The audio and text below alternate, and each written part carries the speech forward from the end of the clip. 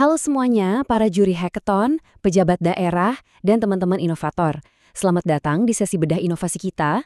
Langsung aja nih, hari ini kita bakal ngebedah sebuah proposal yang, jujur aja, punya potensi besar buat ngubah total wajah birokrasi kita. Namanya iCafe Hybrid Hub. Ini sebuah inisiatif ambisius dari Bulukumba yang pakai pendekatan design thinking buat mentransformasi cara kerja pemerintahan. Yuk, kita mulai. Nah, untuk roadmap pembahasan kita kali ini, kita bakal mulai dari ngebahas akar masalahnya, yaitu sekat birokrasi, terus masuk ke pendekatan solusinya, ngebahas fitur-fitur kunci dari e-cafe hybrid ini, ngintip model bisnisnya biar sustain, dan ditutup sama metrik kesuksesan dan dampaknya. Simpel ya, mari kita masuk ke poin pertama. Oke, bagian pertama, masalah utama kita, yaitu sekat birokrasi. Pernah nggak sih kalian mikir, kenapa inovasi di daerah itu kadang jalannya lambat banget? Apa gara-gara kurang ide, kurang dana?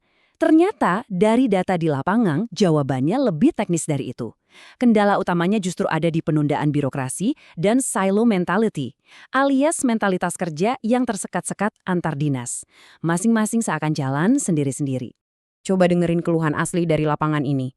Ada satu ASN yang bilang gini, kalau mau nunggu surat balasan dari dinas sebelah, itu bisa seminggu. Mending kita ngopi sejam di luar buat beresin urusan teknis, tapi sayangnya gak semua data kantor bisa dibawa ke kafe. Nyesak banget kan? Bayangin aja, 70% waktu koordinasi mereka cuma habis buat ngurusin birokrasi surat menyurat, bukan mikirin solusinya. Ini sebenarnya absurd banget kalau dipikir-pikir. Dari situ, kita bisa ngebayangin satu user journey dari, sebut saja, inovator Andi. Andi adalah representasi ASN muda yang pengen kerja cepat. Tapi apa realitanya? Dia harus ngadepin rapat formal yang super kaku, nggak ada ruang buat kolaborasi santai di kantor, akhirnya dia kepaksa pakai kafe komersial di luar dengan biaya sendiri. Dan parahnya lagi, karena koordinasi cuma lewat WhatsApp, data-data inovasi penting malah sering tertimbun dan hilang gitu aja. Sekat birokrasi ini benar-benar maksa mereka nyari jalan pintas yang ujung-ujungnya malah bikin repot sendiri. Masuk ke bagian kedua, pendekatan desain dan solusinya. Nah, disinilah metodologi tim iCafe unjuk gigi. Mereka nggak asal nebak, tapi benar-benar pakai 5 fase design thinking yang sangat ketat. Mulai dari empathize dengan mewawancarai para ASN langsung, terus define masalah utamanya yaitu si sekat birokrasi tadi. Dari situ mereka ideate atau ngelahirin gagasan hub hybrid, lanjut bikin prototipe ruang fisik dan dashboard digitalnya, dan yang terpenting, tes langsung diuji ke pengguna aslinya. Jadi, solusi yang ditawarin ini tuh benar-benar lahir dari data dan jeritan hati di lapangan, bukan sekedar asumsi di atas kertas. Terus, apa sih solusinya? Jawabannya adalah iCafe Hybrid Hub. Konsep utamanya itu menciptakan sebuah zona netral. Ibaratnya mereka ngegabungin ruang kerja kolaboratif fisik yang asyik di gedung pinisi sama sebuah dashboard pemantauan digital. Kenapa disebut zona netral? Karena tempat ini emang sengaja didesain buat ngelewatin pita merah birokrasi antar instansi yang kaku banget itu. Jadi para ASN bisa ngobrol lintas dinas, sebebas nongkrong di kafe, tapi tetap seproduktif di kantor. Win-win solution banget kan? Pertanyaannya, ini realistis nggak sih buat dieksekusi? Coba kita cek pemetaan pasarnya. Dari total sekitar 5.000 ASN di Bulukumba, proyek ini fokus nargetin serviceable market sebanyak 600 anggota tim inovasi lintas dinas. Dan untuk tahun pertama, obtainable market atau target paling realistisnya adalah 100 inovator top aja di daerah tersebut. Kenapa ini penting? Karena pemetaan yang presisi ini ngebuktiin kalau proyek iCafe punya basis pengguna awal yang jelas dan tertarget. Kita nggak lagi bermimpi ngubah seluruh sistem birokrasi dalam semalam. Kita mulai geraknya dari agan-agan perubahannya dulu. Lanjut ke bagian ketiga, fitur-fitur kunci dari iCafe Hybrid. Buat fase peluncuran awal, tim udah nyiapin minimum viable product atau MVP yang super fokus. Pertama, jelas ada ruang coworking visi komunal di gedung pinisi buat diskusi spontan. Kedua, Digital Innovation Dashboard, sebuah platform simple biar progres kerja tiap SKPD bisa dipantau secara real time.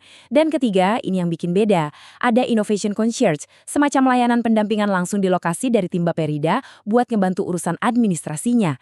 3 fitur ini langsung nampar 2 masalah utama sekaligus, keterbatasan ruang fisik dan ruwetnya pelacakan digital. Mungkin kalian mikir, terus apa bedanya nongkrong di sini sama di kedai kopi komersial biasa? Nah, jawabannya ada di sini, legitimasi birokrasi. iCafe ini nyambung langsung ke intranet pemerintah daerah. Artinya, pas si inovator Andi tadi lagi diskusi sama rekan beda dinasnya, mereka bisa sharing data sensitif pemerintah dengan aman, resmi, dan diawasi secara sah. Intinya, ini tuh benar-benar ekosistem kerja pemerintah yang didesain dengan kenyamanan sebuah kafe. Sekarang kita masuk ke bagian keempat, model bisnis dan gimana supaya ini sustain ke depannya. Nah, bagian yang menurut saya paling menarik sebenarnya ada di strategi finansialnya. Mereka pakai model hybrid business to government.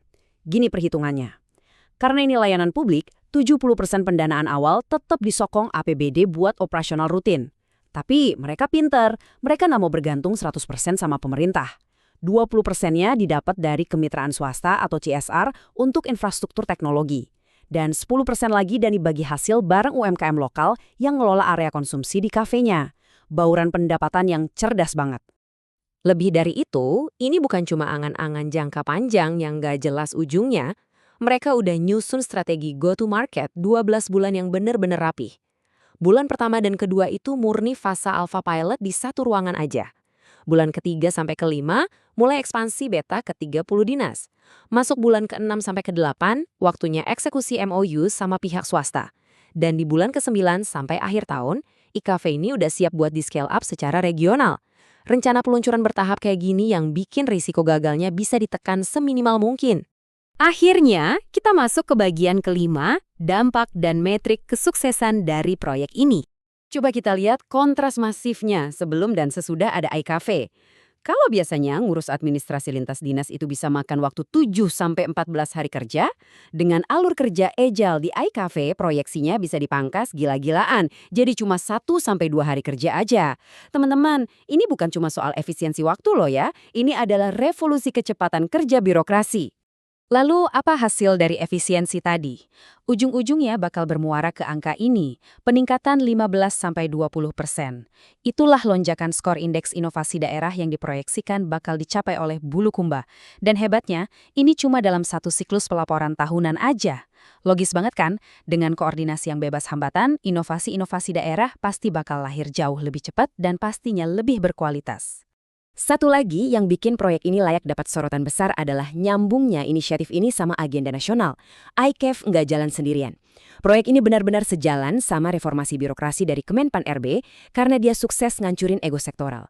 Selain itu, proyek ini juga ngebantu percepatan implementasi SPBE, sistem pemerintahan berbasis elektronik, serta ngedukung penuh kebijakan Satu Data Indonesia. Kenapa? Karena iCafe ngasih ruang fisik dan digital tempat sinkronisasi data antar instansi itu benar-benar kejadian.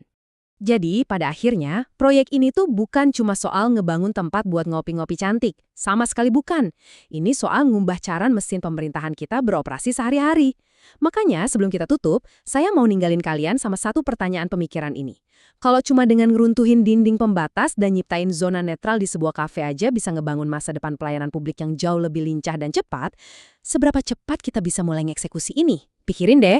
Terima kasih banget udah bergabung dalam sesi bedah inovasi kita kali ini, dan sampai jumpa di pembahasan seru selanjutnya.